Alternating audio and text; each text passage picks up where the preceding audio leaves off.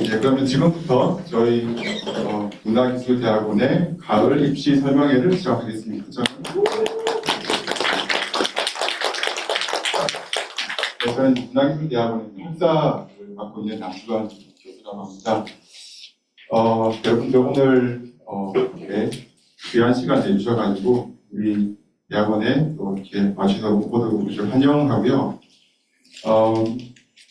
아무래도 다들 바쁜 가운데 우리 대학원에 관심을 가지고 온 만큼 많은 것들을 얻고 가길 바랍니다. 아마 여러분들이 우리 대학원에 관심을 가지면서 어떻게 입학 서류 준비를 할지, 면접 준비를 할지, 각 연구실에서 실제로 어떤 연구들이 있는지, 또 교수님들한테 많은 질문들이 있으실 텐데 오늘 힘들게 내려온 만큼 최대한 많은 것을 얻고 가는 시간을 내길 바랍니다. 우리 입시 설명회 저희 순서를 먼저 좀 말씀드리면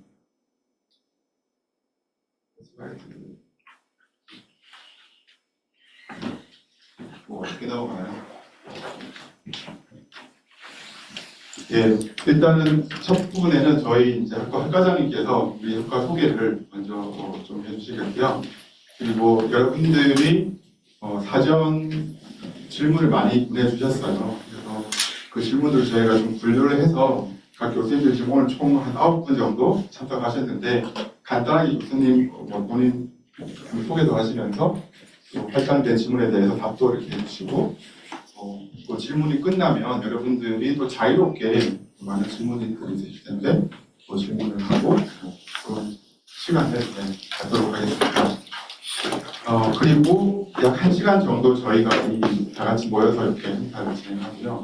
또 끝나고 나서 또 각 랩들 사전 신청하신 분들 신청하지 않았더라도 관심 있는 교수님 랩을 교수님 직접 만나셔서 또 그 연구실에 대한 질문, 또 입시에 대한 질문을 또 자유롭게 1시간 정도 할당이 되어 있으니까 또 이렇게 하시고 시간 가시면 좋을 것 같습니다.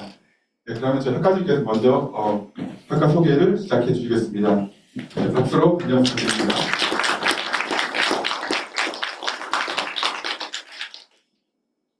네, 안녕하세요. 문화기술대학원 학과장을 맡고 있는 이성이라고 합니다. 근데 지난 학기보다도 더 많이 오신 것 같네요.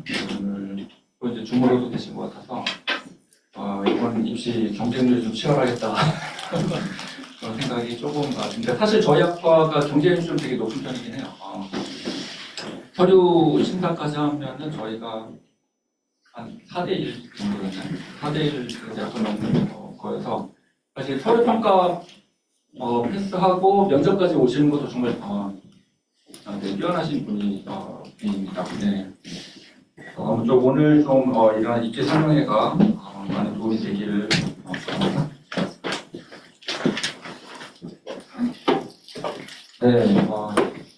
네, 일단 저희 학과에 대해서 물론 좀 많은 리서치를 하고 오셨을 거라고 생각을 하는데 그래도 일단 저희 학과가 어떤 비전을 갖고 어떤 분들을 저희가 같이 모시고 공부를 하고 싶은지 설명을 좀 드릴게요.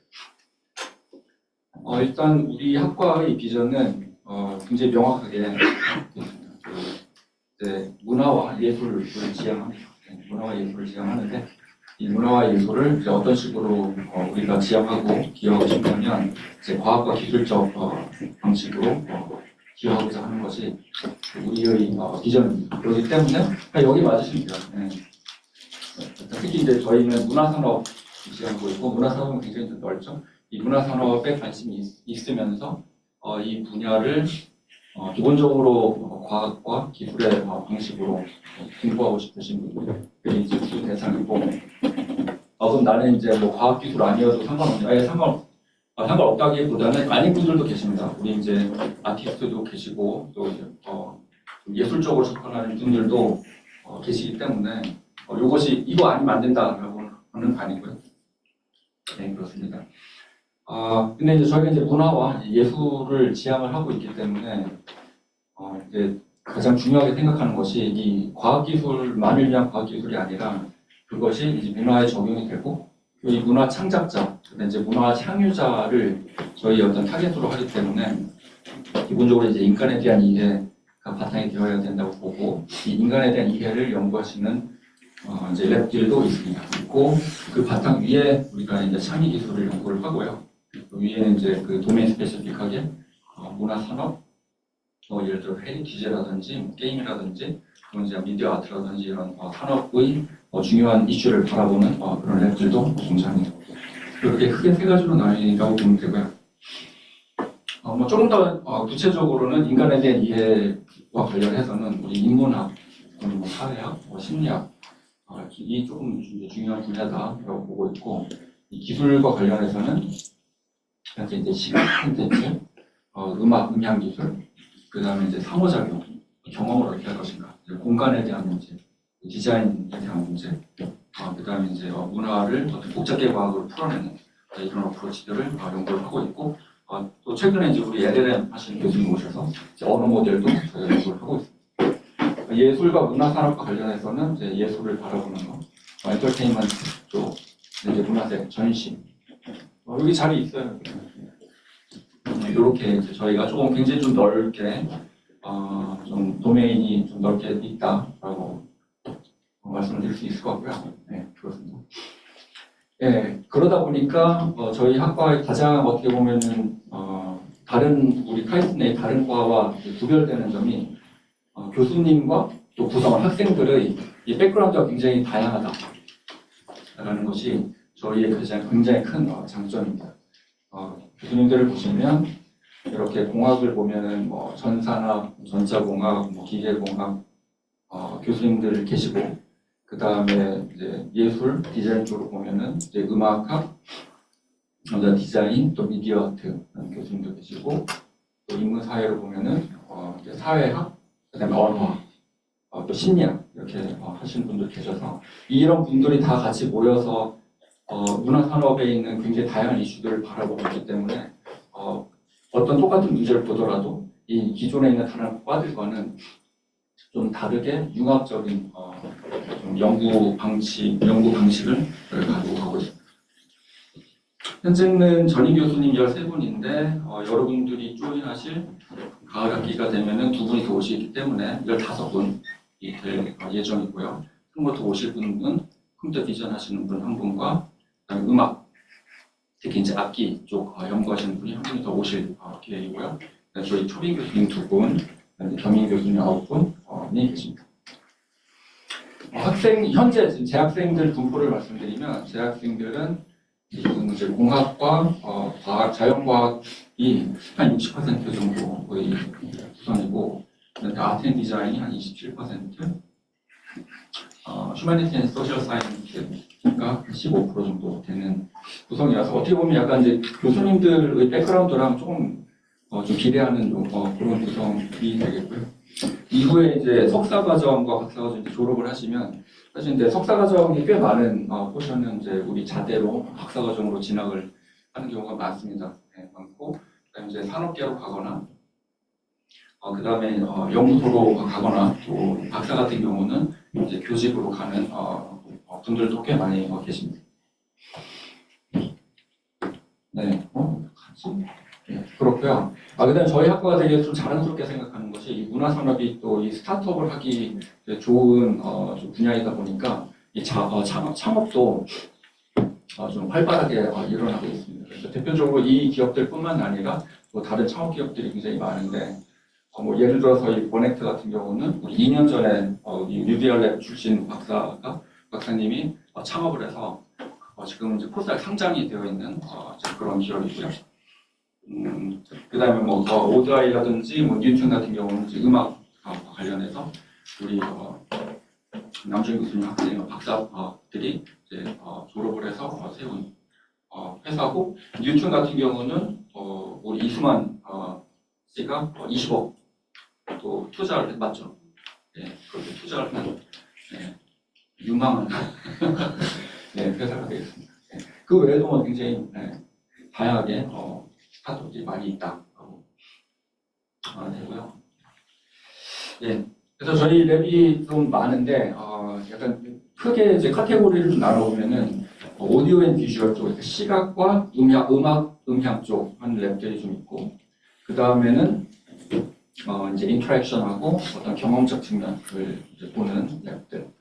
그 다음에 이제 아트하고 이제 휴먼을 바라보는 그런 랩들이 이렇게 포진이 되어 있는데 어떤 랩은 그럼 뭐 오디오 비주얼만 보고 뭐 인터랙션 안 보냐 그건 아니고요. 굉장히 한 랩도 좀 중복되게 다양한 것을 보고 있기 때문에 뭐 예를 들어 나는 뭐 오디오 나는 비주얼인데 그러면 이 랩만 가능하냐면 그것이 아니고 이제 좀 중복된 것이 많이 있습니다. 그렇기 때문에 여러분들은 한두 랩만 이렇게 딱 보고 이 랩 아니면 안 되라고 생각할 필요는 없고요. 저희 좀 다양한 가능성이 있다라고 보는 것이 좀 좋은 것 같습니다. 네.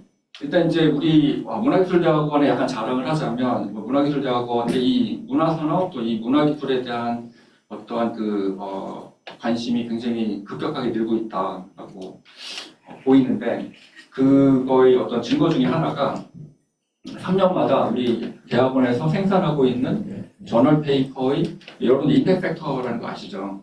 그 임팩트 팩터의 총합이 거의 3년마다 100%씩 거의 3년마다 2배씩 증가하고 거의 한 1년마다 거의 30%씩 증가하고 있는데 이건 거의 뭐 카이스트 내에서 유례가 없는 실적입니다. 그렇기 때문에 굉장히 빠르게 성장하고 있는 분야다.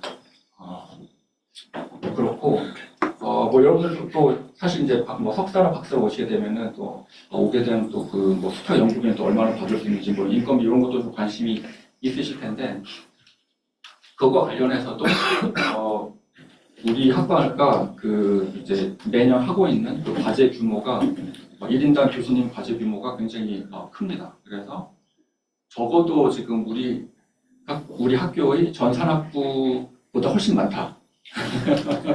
네, 훨씬 많습니다. 네, 전작가보다는 낮아요. 전작가 엄청 많이 하더라고요. 네, 그렇습니다. 네. 그래서 여러분들 우리 CT 대학원에 많은 관심을 가져주면 좋을 것 같고요. 네. 우리 CT 대학원에 오시면은 여러분들이 어떤 것을 얻을 수 있을 것인가? 다른 학과에 비해서 우리 학과에 오시게 되면은 여러분들의 관점이 더 넓어진다라는 것은 자신 있게 말씀드릴 수 있을 것 같아요. 그러니까 여러분들이 예를 들어서 뭐 기획과를 간다거나 전산과를 간다거나 특정과를 가게 되면은 어떻게 보면 좀 호모지니어스한 사람들의 이 모여서 그런 연구를 좀 깊게 할 수 있는 장점이 있는데 우리 학과 같은 경우는 굉장히 아까도 말씀드렸다시피 굉장히 다른 사람들이 모여 있어서 서로 충돌이 일어나는 학과예요. 그 충돌 속에서 굉장히 여러분들의 시야가 넓어질 수 있다라는 것이 우리 학과의 지향점이기도 하고 또 장점입니다. 이런 것들이 나는 필요해라고 생각하시는 분은 주저없이 우리 학과를 선택을 해주시면 좋고요. 그 다음에 당연히 이제 우리 문화산업, 사실 문화산업을 바라보는 학과가 한국에서는 많지 않습니다. 그 중에서 카이스트가 거의 사실은 뭐 유이 뭐 이 정도 하는 학과이기 때문에 또 문화산업에 관심 있는 분들은 당연히 우리 학과를 지원하시는 게 맞고요. 그 다음에 우리 학과 물론 이제 탑티어 리서치 인플루언스를 제공합니다. 이런 거에 관심 있으신 분들은 저희 학과에 지원해 주시기 때문에. 그럼 이제 이런 생각을 하시겠죠. 나는 그러면 우리 학과에 지원할 수 있는 사람인가? 네. 요거 이외에 이제 개별 질문이 있고 그 질문에 대한 답들을 이제 교수님들께서 이제 각자 해주실 텐데 그때 조금 더 이제 좀 더 좀 명확한 어떤 생각을 좀 가지시면 좋을 것 같고 저는 이렇게 생각합니다. 사실 그 질문 개별 질문 중에 맨 마지막 것이 저한테 온 질문이 이제 이런 CT의 어떤 인재상에 대해서 제가 이제 뭐 답을 해야 되는데 그냥 이거랑 같기 때문에 제가 여기서 답을 하고 마지막 질문 제가 뭐 생략해도 될 것 같아서 말씀을 드리면 저희는 어떤 특정 전공은 당연히 보지 않습니다. 네, 그건 보지 않아요. 그렇기 때문에 그거에 대해서 뭐 예를 들어서 나는 예술대 출신인데 뭐 가능해요? 가능합니다. 그거에 대해서는 걱정할 필요가 없다. 저희가 생각하기에 중요한 거는 나의 지향점이 어디냐가 되게 중요한 것 같아요. 그러니까 나의 지향점이 이 문화산업, 문화와 관련된, 예술과 관련된 어떤 그 경험과 관련된 것이냐라고 하면은 그것이 이제 중요하다라는 거고 두 번째는 이제 그게 가장 대전제고 두 번째는 나한테 맞는 랩이 있느냐가 사실 또 굉장히 또 중요합니다. 왜냐하면은 이 문화산업만 하더라도 분야가 굉장히 방대하기 때문에 저희가 다 커버하지 못하거든요. 다 커버하지 못하는 와중에 뭐 문화산업이라고 하더라도 되게 뛰어난 인재라고 하더라도 또 우리 교수님들이 또 이렇게 도와줄 수 없는 학생들이 많이 계세요. 이제 그런 분들은 아쉽게도 저희가 조금 뽑지 못하는 그런 것이 있기는 합니다. 그렇기 때문에 두 가지 생각하시면 돼요. 나는 이제 문화 산업에 관심이 있느냐, 그 다음에 나랑 이렇게 나의 어떤 관심 분야에 적합한 랩이 있느냐가 중요한 어떤 기준이 될 것 같습니다. 그렇게 생각을 해주시면 되고요. 네, 그러면 이제 다음으로는 질의응답으로 예, 감사합니다. 네, 그럼 지금부터는 저희 이제 질의응답 시간을 갖겠는데요. 지금 약 한 8개 정도 질문이 준비가 되어 있고 각 교수님들께서 나오셔가지고 간단하게 뭐 그냥 연구실 어떤 연구원 소개하시고 또 질문에 답하시고 이렇게 진행하면 될 것 같고요. 첫 번째 질문이 이제 저한테 있는데 제가 나온 김에 먼저 소개를 드리면 저는 이제 문화예술대학원에서 뮤직 앤 오디오 컴퓨팅 랩 이런 곳을 끌고 있고요. 주로 이제 음악 관련된 연구를 합니다. 음악과 기술에 대한 연구를 하고 있고 여러분들이 아마 거의 대부분들이 아마 매일 음악을 듣고 또 악기를 연주하시는 분도 계시고 또 창작도 하시는 분도 계실 텐데 그런 여러 가지 음악적인 액티비티에서 이제 기술이 이제 필수적이죠. 여러분들이 음악 들을 때도 핸드폰으로 듣고 지금은 이제 AI 시대다 보니까 AI가 어떻게 그런 음악적인 활동을 도울 수 있을까 그런 연구를 주로 하고 있다고 생각하시면 될 것 같고요. 예, 그래서 저희 연구 현재 어떤 프로젝트가 되고 있는지 이런 부분들은 나중에 저희 연구실 끝나고 오셔가지고 또 개별적으로 제가 좀 자세히 말씀드릴 수 있을 것 같아요. 이 정도로 간단하게 소개를 드리고 저한테 주어진 질문이 지원 자격 요건과 전공 나이 제한 여부는 어떻게 되나요? 앞서 학과장님께서 말씀해 주신 대로 특별히 뭐 전공을 저희가 특정 전공만 안 뽑는다거나 뭐 그런 건 전혀 없습니다. 나이 제한도 여러분들이 학부열만 있으시면 실제로 입학하시는 분들 보면 주로 이제 학부 마치고 오는 경우가 절반 이상이긴 한데 30대 이상인 경우도 왕왕이고요. 40대인 경우도 있었던 것 같습니다. 저 기억하기로 학부열만 있으시면 지원 가능하다. 두 번째 질문 말씀드리면 예술 디자인 해외 대학 배경에 지원돼서 지원이 가능한가요? 당연히 가능하죠. 앞서 학과장님께서 말씀하신 대로 최근 한 2, 3년간 예술 백그라운드의 학생들이 많이 지원한 것 같아요. 현업에 계시다가 지원하신 분도 계시고 해외에 계신 분도 꽤 많이 지원하는 편이에요. 저희 지원자의 한 10% 정도는 해외에서 지원하는 경우로 제가 기억이 나고요. 특히 저희 이제 오늘 안 오셨지만 연구년이라서 이준준 교수님께서 미디어 아티스트시기도 하신데 그 연구실은 아무래도 아트를 하는 만큼 예술 백그라운드 학생들이 많이 오고요. 저도 이제 음악 연구를 하고 주로 기술 중심으로 하고 있긴 하지만 저희 24명, 5명 되는 학생 중에 한 3명 정도는 음악을 전공한 작곡이라든지 연주를 전공하는 학생도 있고 음악학 전공하는 학생도 있고 그래서 되게 다양하게 각 랩별로 또 분포가 되기도 한다라고 생각하시면 될 것 같아요. 그리고 입학 전형 절차와 평가 역량 그리고 최근 달라진 점 최근 달라진 점은 작년부터 저희가 기본적으로 1차 서류평가가 있죠. 그 서류평가가 합격이 되면 그 다음에 면접으로 오게 되는데 제가 최근에 좀 바뀐 것이 원래는 발표 면접만 했었어요. 그래서 한 10분에서 15분 정도 발표를 하고 질의응답하고 15분에 여러분들의 당락이 결정됐는데 너무 좀 짧기도 하고 또 발표하다가 좀 질의응답 시간도 없이 끝나기도 하고 좀 그렇더라고요. 그래서 저희가 시간을 좀 늘렸습니다. 또 부담이 되나요? 그래서 15분 발표 평가, 15분 인성 평가. 뭐 인성 평가라고 해가지고 뭐 인간 성평가 이런 건 아니고 기본적으로 저희 교수님들이 두 그룹으로 나눠가지고요. 여러분 오늘 오신 분들은 되게 잘 오신 것 같아요. 왜냐하면 이 자리가 발표 평가 자리거든요. 공간에 미리 익숙해 주시면 그래도 좀 도움이 되실 것 같고, 물론 서류가 붙으면 오셔서 여기서 한 10분, 15분 발표하고 교수님들이 한 5-6분 계시고 지금처럼 그래서 이제 발표 평가를 하고요. 그 다음에 바로 옆방 큰 회의실이 있는데 거기서는 발표는 안 합니다. 서류를 이렇게 건네드리면 교수님들한테 그러면 그 서류를 보고 이제 질문을 하는 주로 질문 중심으로 이렇게 진행된다고 보시면 될 것 같아요. 그런 한 30분 정도 시간이 이제 할당된다라고 생각하시면 될 것 같아요. 그게 가장 큰 변화다라고 정도 말씀드릴 수 있을 것 같습니다. 혹시 질문 있으실까요? 이 부분에 대해서? 네. 네, 조금만 구체하자면 그러니까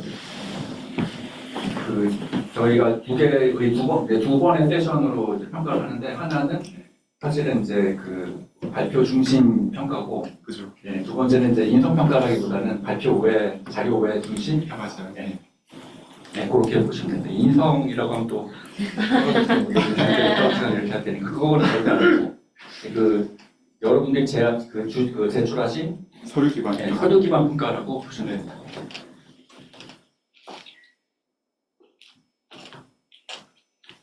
네, 그러면 그 다음 질문으로 제가 넘어가겠습니다.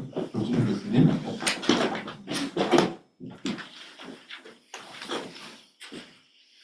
박수로 한번 환영해 주시죠. 감사합니다. 오늘 여러분들을 만날 거라는 걸 알고 이 설레임의 밤에 잠을 못 자서 그런지 되게 핏줄이 터졌어요. 그래서 한기눈이 된 노준용입니다. 저는 컴퓨터 그래픽스, 컴퓨터 비전 분야에서 연구를 진행하고 있고요. 이런 기술들을 활용을 해서 어떻게 하면 콘텐츠들을 쉽고 빠르고 그다음에 효율적으로 만들 수 있는지에 대한 그런 연구들을 진행하는 연구실입니다. 그러면 이 질문한 부분에 대해서 간단하게 답변을 드리도록 하겠습니다. 면접에서 어떤 질문을 하느냐의 부분인데요. 그냥 그 질문은 그냥 굉장히 다양합니다. 딱 정해진 질문 없고요. 여러분들이 일단 발표를 하신다고 하면 그 발표에 대한 내용 중에서 그냥 들으면서 이제 교수님들이 궁금하신 부분들, 그냥 후속적으로 생각나는 부분들에 대한 질문들을 하시게 될 테고요. 서류 평가에 관련된 그 질문들도 보면서 이제 하시게 될 텐데요. 예를 들자면 이런 것들이 있을 것 같아요. 이번 어떤 학기에는 성적이 되게 좋은데 어떤 학기에는 갑자기 성적이 안 좋아졌다. 그러면 그때는 무슨 일이 있었을지, 그 다음에 또 어떤 공백이 있었다면 그 공백 기간에 무엇을 했는지, 그런 게 다양한 각도에서 질문을 하게 될 텐데요. 큰 틀에서 이런 질문들을 하는 이유는 뭐냐면 결국 대학원에 오는 거니까 대학원에서 어떤 연구를 하고 싶어 하나, 이 지원자가. 그래서 이 하고 싶어 하는 연구가 우리 대학원에서 진행하고 있는 연구실에서의 연구들과 잘 온라인 되느냐, 이걸 보는 게 굉장히 중요하다고 할 수 있거든요. 그래서 어떤 전공을 했던지 간에 그것과 연결이 돼서 자기가 하고 싶어 하는 연구를 어떻게 연결해서 가려고 하는지, 그래서 그런 고민을 좀 한 부분이 있는지, 그거를 알아내기 위해서 다양한 각도에서 질문을 한다라고 보시면 될 것 같습니다. 포트폴리오의 부분들은요, 이거는 그것도 이제 상황에 따라 다를 것 같은데요. 학생들의 백그라운드도 다양하니까 어떤 학생들은 포트폴리오가 있을 것이고 어떤 학생은 없을 수도 있는데, 없다고 해서 걱정할 필요 없고요. 그러니까 그냥 어떻게든 이 자료들이 나를 가장 잘 설명해 줄 수 있으면 좋다라고 생각을 하면 될 것 같아요. 그래서 굳이 내가 전공한 이 전공에서는 포트폴리오가 없다. 그럼 그거 그냥 없이도 전혀 문제가 없다고 보시면 되고, 내가 한 전공에서는 포트폴리오를 잘 만드는데 이거를 보여줌으로써 나를 더 잘 표현할 수 있다라고 하면 그거를 보여주시면 될 텐데요. 이걸 구성과 주제 이런 게 있다기보다는 그냥 일반적으로 이렇게 생각하면 될 것 같아요. 그러니까 이거는 입시뿐만이 아니고 조합 인터뷰할 때도 마찬가지인데, 보통 학생들이 하는 많은 실수가 나는 이런 저런 걸 많이 해서 포트폴리오를 많이 가지고 있어서 이걸 다 보여주려고 하는데, 그렇게 되면 보통 평가하는 사람들의 관점에서는 이거를 많은 걸 본 다음에 제일 못한 부분을 보고 평가를 하게 되어 있어요. 이 사람은 이렇게까지 못할 수도 있구나. 그러면 안 좋을 수 있거든요.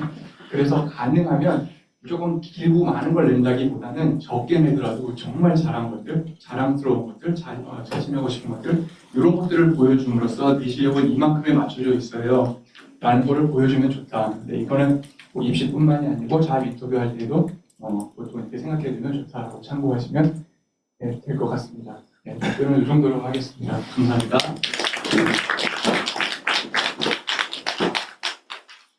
네, 그다음 강화로 김영표 교수님.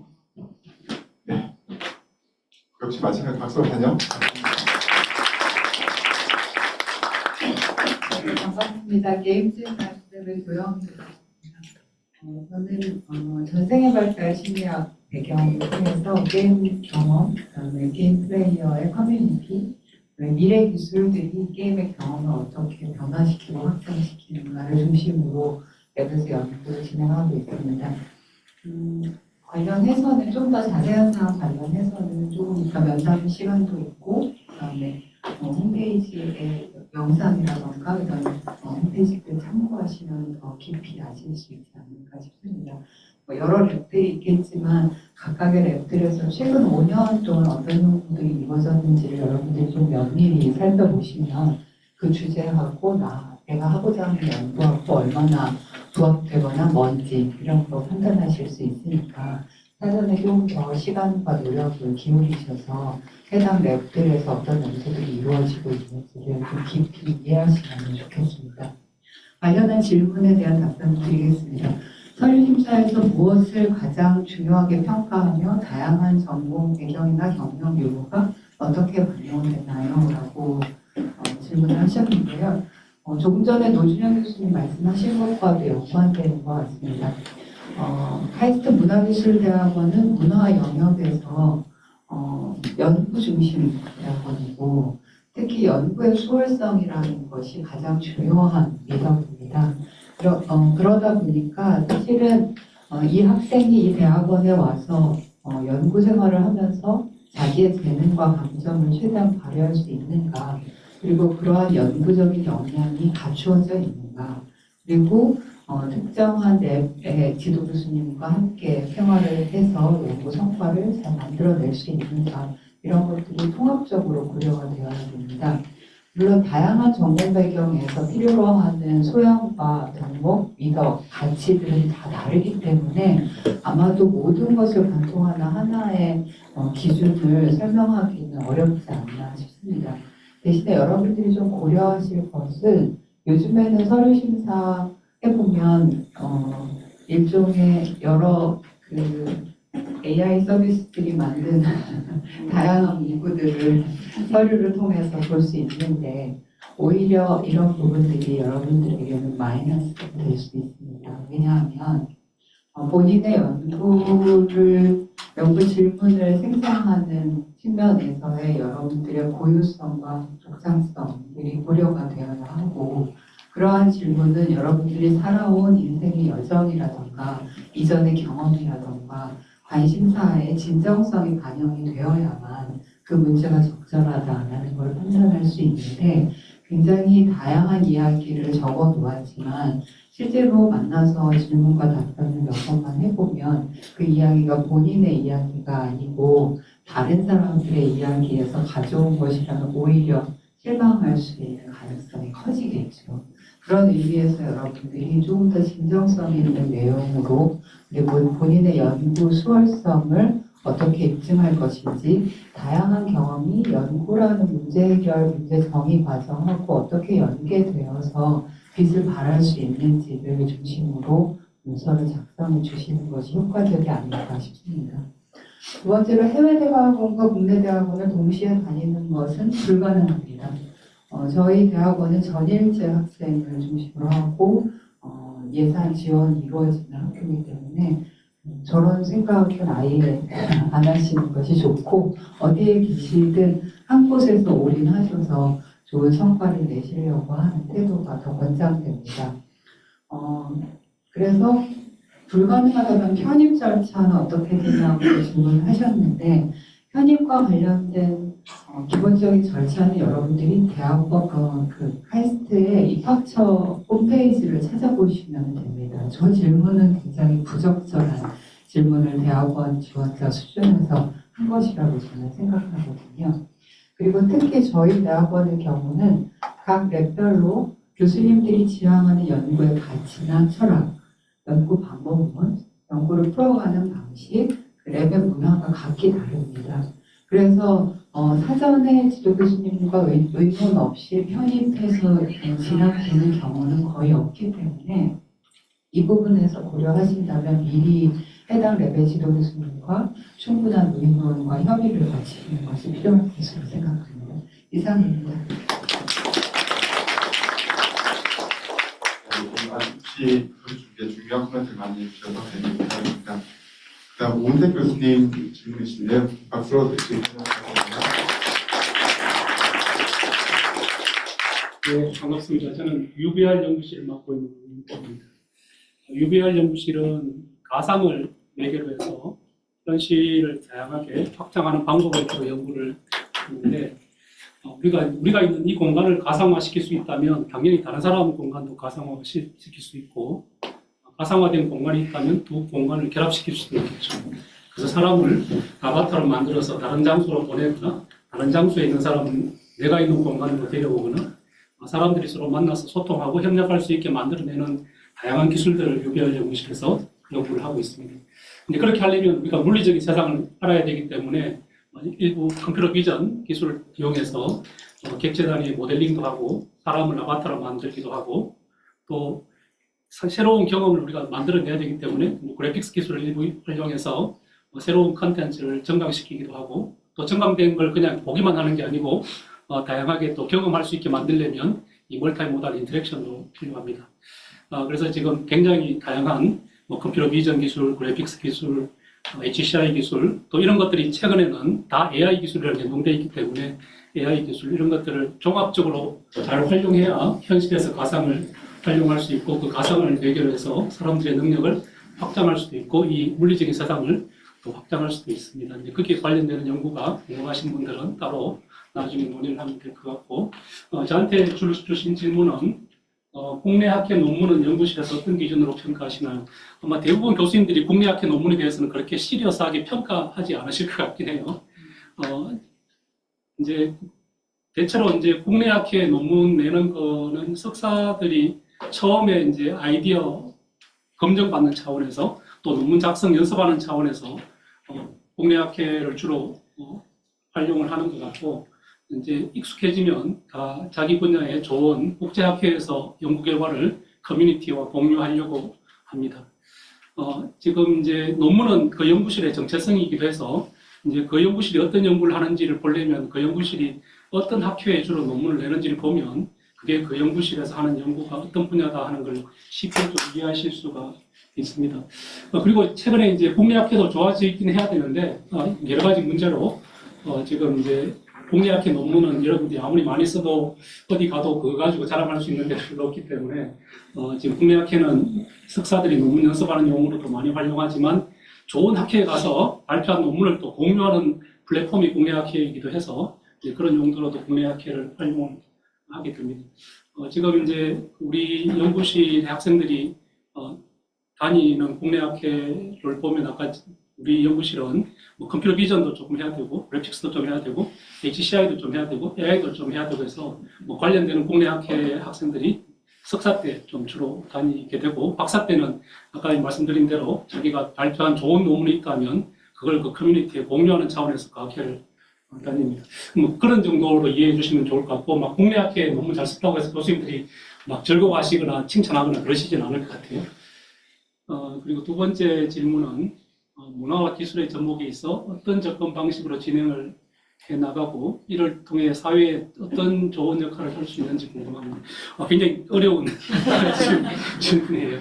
이 문제도 이게 연구실마다 다 달라요. 지금 이제 스펙트럼이 굉장히 다양해서 이 기술 관점에서 문화를 보시는 분도 있고 문화 관점에서 문화를 보시는 분도 있고 문화 관점에서 기술을 보시는 분도 있고 스펙트럼이 워낙 다양하기 때문에 그거는 이제 궁금한 연구실에 가서 교수님들하고 이야기를 나눠보면 지금 어떤 방식으로 진행하는지 이제 이해를 하게 될 텐데 저 같은 경우는 저는 이제 백그라운드가 이제 전자공학이고 원래 전공은 컴퓨터 비전이 전공이고 또 영상 신호 처리, 압축 이런 것들을 주로 공부한 사람이기 때문에 영상을 다루는 사람이라서 우리가 다루는 많은 기술들은 주로 이제 카메라 기술입니다. 우리가 컬처 테크놀로지이기도 하지만 저한테 CT는 또 카메라 테크놀로지이기도 합니다. 이 카메라는 지금 RGBD 영상을 잡기도 합니다. 그래서 컬러 정보를 획득하고 또 거리 정보를 획득해서 이 물리적인 세상을 이해하게 도와주는 거죠. 이제 이런 기술들을 가지고 문화 산업에서 필요로 하는 솔루션들을 만드는 게 저희들 역할이라고 생각을 합니다. 특히 이제 우리는 공간을 이동시키고 또 사람들을 서로 만나게 하는 기술이기 때문에 우리 코로나 시절에 뭐 공연을 하고 싶다. 그러면 이제 사람들을 만날 수 없지만 가상을 매개로 해서 공연을 전 세계 사람들이 함께 경험하게 만든다거나 우리가 뉴욕에 있는 전시장을 보고 싶다. 전시장 가려면 13시간, 14시간 비행기를 타고 가서 또 호텔도 가야 되고 복잡한 절차들을 거쳐야 뉴욕에 있는 미술관을 경험할 수 있는데 우리 가상을 매개로 하면 버튼을 누르면 바로 즉시에 이 공간을 가상 뮤지엄으로 바꿀 수가 있게 됩니다. 현실 공간은 대전이지만 대전에서도 뉴욕을 경험할 수 있게 만들어내는 이런 기술들이 이제 우리가 만들어내려고 하는 기술들이라서 그런 관점에서 우리는 이 문화산업에서 가지고 있는 여러 문제들을 가장 효과적으로 코스트 이펙티브하게 효율적으로 또 사용자들한테 도움이 되는 방향으로 문제를 해결하려고 합니다. 결국은 이게 이제 우리 사회가 가지고 있는 역량들을 확장하는 거죠. 지금 많은 우리 사회의 문제가 서울을 벗어나면 도태되는 거라고 생각을 하는데 이 시간의 한계, 공간의 한계를 넘을 수 있는 기술이 있다면 우리가 지역에 있어도 또 대전에 있어도 해외의 가장 좋은 문화를 경험할 수 있게 만들 수도 있고 혜택을 받을 수도 있게 하는 쪽에서 그런 측면에서 기술들이 할 수 있는 일들이 꽤 많이 있을 걸로 생각을 합니다. 그런데 궁금하시면 저랑 이야기하시면 되고 아마 이 질문에 대한 답은 교수님마다 이 방법들이 다 다르기 때문에 내가 궁금해하는 연구실에 직접 가셔서 질문을 하시고 논의하고 또 방법을 이해하시면 좋을 것 같습니다. 예, 행운을 빕니다.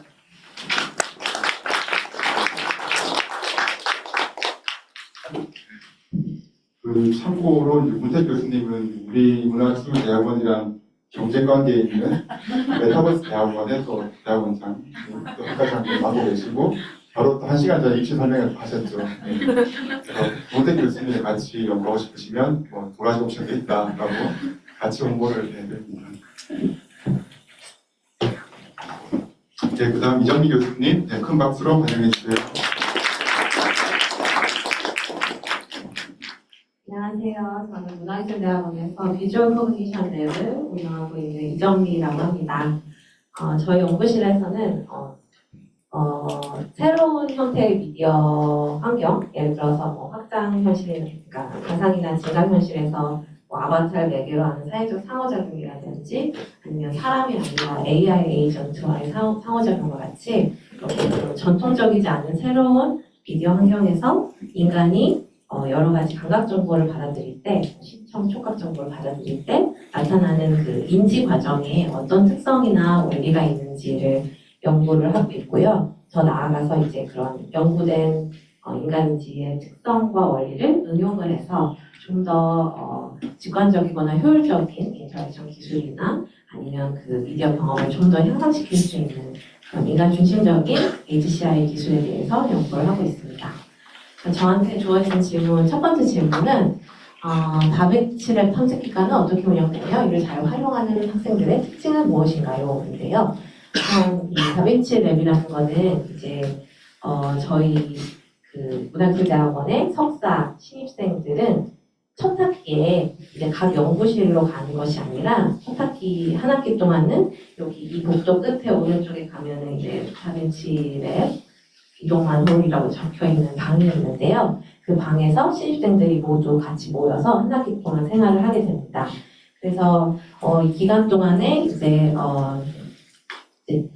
보셨다시피 굉장히 다양한 전공과 배경을 가진 분들이 지원을 하고 또 입학을 하기 때문에 그 기간 동안 최대한 나와 좀 다른 관심사와 배경을 가진 사람들을 만나고 이해를 하고 또 좋은 인연도 쌓고 이런 기간을 갖기 위해서 만든 제도이고요. 그래서 이를 잘 활용하는 학생들의 특징이라고 하면 아무래도 이 다빈치랩의 목적 자체가 이렇게 다양한 사람들을 만나고 뭐 이 사람은 이런 거에 관심이 있구나, 막 이런 분야도 있구나 이런 것들을 알 수 있는 기간이기 때문에 일단 저 공간에 잘 나타나는 것이 중요한 것 같습니다. 그러니까 거기서 많은 시간을 보내고 많은 사람들을 만나고 이 기간 동안은 좀 이렇게 열린 마음으로 여러 사람들과 친분을 쌓는 기간으로 잘 적극적으로 활용하는 학생들이 나중에도 이제 그 기간에 쌓은 그 인연들과 그런 경험이 굉장히 나중에 이제 뭐 협력 연구를 한다든지 융합 연구를 할 때 좀 큰 자산이 되기 때문에 그런 오픈된 마인드를 가지는 것이 좋다고 생각합니다. 그리고 연구실 두 번째 질문은 이제 연구실 간 교류와 협업은 얼마나 이루어지나요?인데요. 이건 역시 그러니까 뭐 공식적으로 이제 예를 들어서 어떤 연구 과제를 몇몇 연구실이 소규모 한 두세 연구실이 같이 참여하는 경우들이 있어요. 그런 경우에는 아무래도 더 공식적으로 좀 다른 연구실들과 협업 연구를 한다든지 하는 것들이 이루어지고 있는데 사실 그 외에도 카이스트 내에서나 아니면 단과 내에서나 이렇게 융합 연구, 협업 연구를 굉장히 장려하는 분위기가 조성이 되어 있어서 이제 서로 다른 그런 주제를 그러니까 전공을 가진 사람들끼리 이렇게 협업하는 그 과제를 이제 학생들 주도로 이렇게 써서 내서 이제 연구비도 약간 지원을 받고 그런 제도들도 많이 있거든요.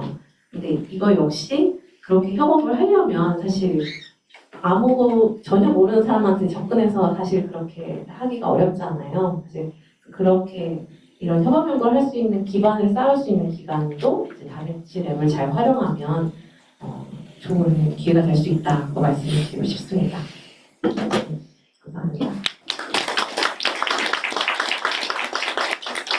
신입생들 어머니 역할을 하시는 이재규 교수님의 분석을 주셨습니다. 그리고 차승현 교수님 설명 부탁드립니다. 여기 마지막 질문인데요. 그 질문 대전 받지 않으신 교수님들 여기 지금 계셔서 끝나고 나서 그냥 간단하게 소개 해주시면 좋을 것 같습니다. 안녕하세요.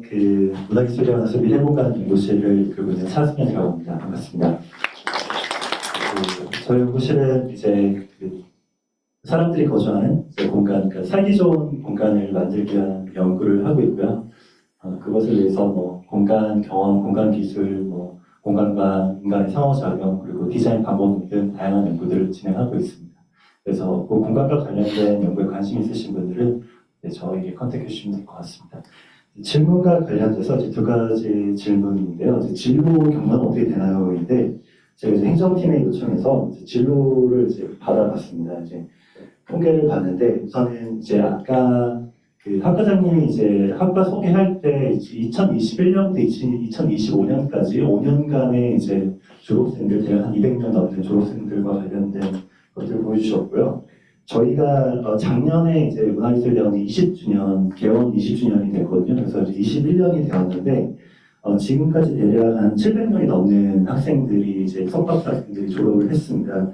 이제 그 중에 이제 당연히 다양한 곳으로 진학을 했는데, 산업체에 한 200여 명 정도, 그리고 국내 진학이 아마도 저희 동대학원 또는 서울대, 연세대, 고대 이렇게 좀 진행한 인원이 대략 또 200명, 그리고 해외 대학으로 간 경우가 한 30명 정도 되네요. 그 정도 되고, 그 다음 공공기관, 연구기관이 한 80명 정도, 교육 및 공무원, 그게 이제 대학교를 포함해서 성균관대, 소아대, 국민대, 아주대 다양한 또 대학들에 또 저희 동문들이 포진해 계시고요. 그리고 또 창업이 또 50여 명 정도가 또 해주셨습니다. 그리고 또 프리랜서로 일하시는 영화 감독, 미디어아트 작가 등 다양한 또 형태로 또 활동을 해주고 계십니다. 그래서 여러분들이 졸업하시면은 다양한 분야에서 다양한 활동을 하실 수 있다 이렇게 보시면 되실 것 같고요. 장학제도 같은 경우는 저희가 이제 두 가지 형태가 있습니다. 하나는 이제 국비 그리고 이제 하나는 이제 카이스트 장학생 두 가지 형태가 되는데요.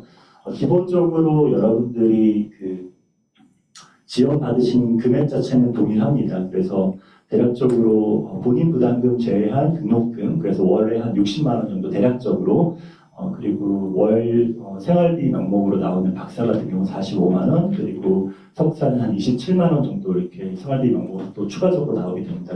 그 이외에도 아까 이제 그 학과장님께서 말씀해 주셨지만 우리 학과가 교수님들께서 많은 연구들을 하고 계시기 때문에 또 연구 과제를 통한 또 연구 그 인건비가 나오게 됩니다. 그것들은 또 이제 연구실별로 조금씩 다르기 때문에 추가적인 또 지원이 있을 수 있다. 이렇게 아시면 될 것 같습니다.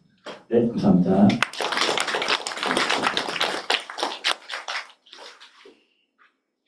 네, 답변 감사합니다. 저희 이제 사전 질문 이 정도로 일단 정리를 하고요. 그 질문 배정 안 됐지만 이제 오신 교수님들 간단하게 소개를 해주시면 좋을 것 같아요. 임성구 교수님 먼저 하실까요? 네. 네, 반영해 주세요. 안녕하세요. 저는 HCL 핑크랩을 이끌고 있는 윤상호고요. 저희 연구실은 이제 사람과 기술이 인터랙션하는 분야에 대해서 연구를 하고 있고요. 그래서 기술이라고 하면은 예전에는 모바일 디바이스부터 최근에 XR, 그다음에 또 더 최근에는 또 로봇 이런 것까지 다양한 분야에 좀 인터랙션 관련된 분야 연구를 하고 있고요. 그리고 인터랙션 연구다 보니까 그 사람의 이런 맥락을 이해하는 센싱이나 아니면 사람한테 이렇게 피드백을 줄 수 있는 햅틱, 촉감 이런 거 관련된 연구를 주로 진행하고 있어서 이쪽에 관심 있는 분들은 이제 일단 사업 설명회 연단 때 같이 얘기를 나눠보면 좋을 것 같습니다. 네, 감사합니다.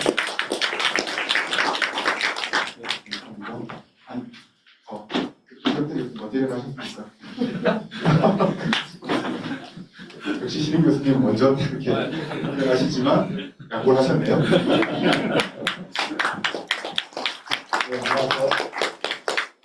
연관술리학원에서 디지털 헤리티지를 배우고 있는 안재웅입니다. 디지털 헤리티지는 문화유산의 보존과 활용을 위해서 디지털 기술들을 어떻게 활용할지, 그리고 여기에 필요한 그런 기술들이 뭔지 이런 것을 연구하는 데고요. 최근에는 이제 AI, 이 문화유산 분야에서도 AI가 굉장히 중요하게 좀 주목을 받고 있어서 그런 연구들도 하고 있습니다. 그리고 저는 또 문화예술대학원에서 전공 필수 과목인 문화기술론을 담당하고 있어서 신입생들을 전부 만나보는 혜택을 누리고 있는데 여러분들을 이 자리에서 또 나중에 면접을 보는 자리에서 더 나가서 또 문화기술론 수업에서 다시 만나볼 수 있기를 기대하겠습니다. 감사합니다.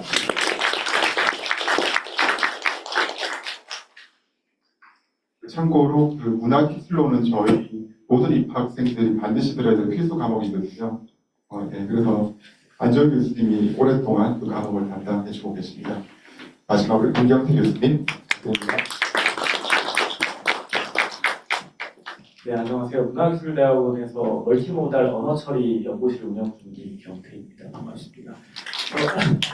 네, 저희 연구실은 그 언어처리 연구실이어서 자연어 처리를 주로 연구를 하고요. 그런데 좀 문화기술대학원에서 기존에 있던 전산학과나 다른 학과에 있는 자연어 처리학과는 좀 다른게 저희 연구실은 이제 언어학 그 포션이 한 30% 정도가 있고요. 그 언어의 근본의 이해를 토대로 컴퓨터에게 사람처럼 학습을 시키는 연구를 진행하고 있습니다. 그래서 사람의 언어를 배우는 것처럼 저희가 주로 연구하는 것은 파운데이션 모델을 처음부터 끝까지 만드는 역할을 하고 있고요. 그 연구를 토대로 지금 학교에서도 열심히 연구를 하고 있습니다. 융합연구 하기에 좋은 환경이니까 많이 지켜봐 주십시오. 감사합니다.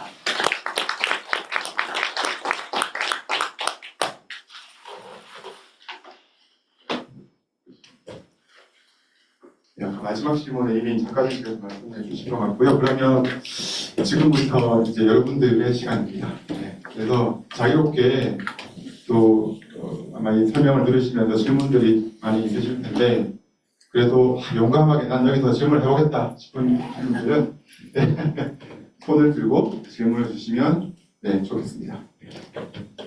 네. 면접 과정 관련해서도 마이크 드릴게요.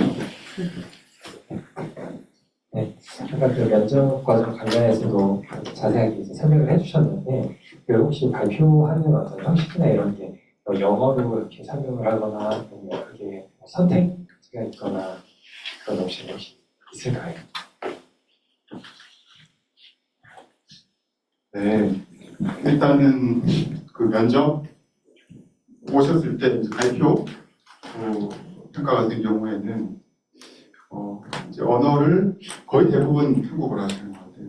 영어로 하는 경우도 본인이 영어가 편하기 때문에 특히 외국에서 지원하시는 학생들은 영어로 하는 경우도 있고요. 그래서 본인이 편한 언어로 준비하시면 될 것 같아요. 네. 그리고 발표 추가해서 그리고 그 약간 면접 팁을 말씀드리면 보통 이제 스크립트를 써가지고 그걸 읽으시는 분들이 계신데 굉장히 마이너스입니다. 네, 인트로덕션이 전혀 되지 않아요. 그래서 여러분들은 이제 발표자를 잘 숙지하시고 면접관들과 좀 인터랙션하게 아이 컨택하면서 이끌어가는 이제 그런 걸 좀 보여주시는 것이 훨씬 더 좋은 것 같습니다.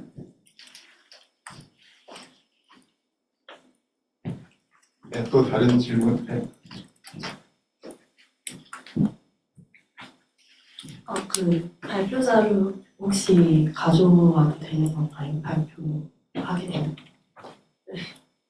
그 발표 자료는 미리 제출하게 되어 있습니다. 네, 미리 제출을 하고요. 그 PPT 파일 보통 PDF일 수도 있고 제출하고 저희가 지정된 컴퓨터에 다 이렇게 파일 모아둡니다. 그래서 오셔가지고 클릭해서 열고 그렇게 하시면 돼요. 혹시 또 지금 마이크가 더 있으면 좋겠는데. 우선 좋은 정보를 많이 얻을 수 있는 시간이어서 정말 감사드립니다. 저는 이제 석사를 지금 취득을 한 상태인데 분야가 이제 바뀌게 되다 보니까 디자인학 석사를 제가 취득을 한 상태인데 분야가 바뀌다 보니 석사를 한 번 더 하는 걸 지금 고민을 하고 있는 상태인데요.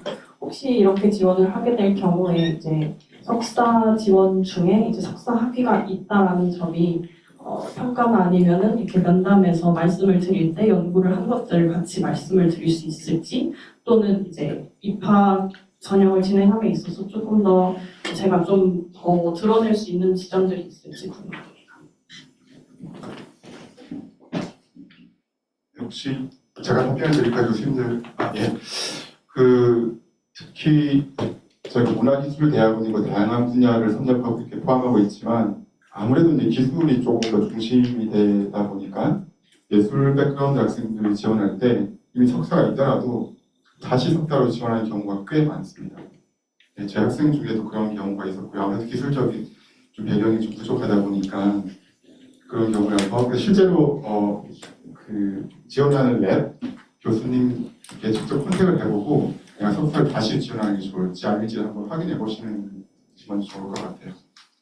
그리고 아마 많은 랩들이 박사를 올라가는 경우 석사를 하고 또 올라가는 경우가 되게 많아요. 그래서 심지어는 이제 랩 안에서 약간 경쟁 아닌 경쟁을 하는 경우도 많고 그래서 박사 필요가 좀 적다 보니까 그렇기 때문에 외부에서 바로 박사로 들어오는 게 좀 힘들기도 하거든요. 네.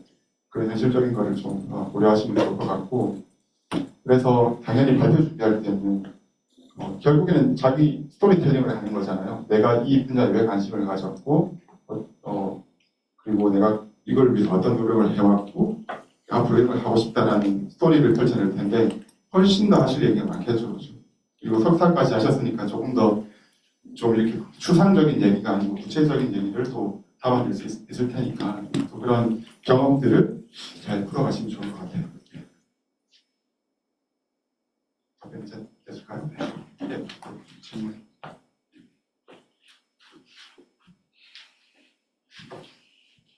많은 교수님들께서 AI 관련 얘기를 많이 해주셨는데 제가 관심 있는 분야가 AI 도구를 이용해서 창작을 할 때 또 더 정확히는 좀 학생들이 그걸 이용해서 창작을 할 때 그게 창의성의 발달과 어떤 연관성인지 관심이 되게 많은데 혹시 이런 쪽의 연구는 어느 연구실과 더 맞을지 좀 궁금한 점입니다.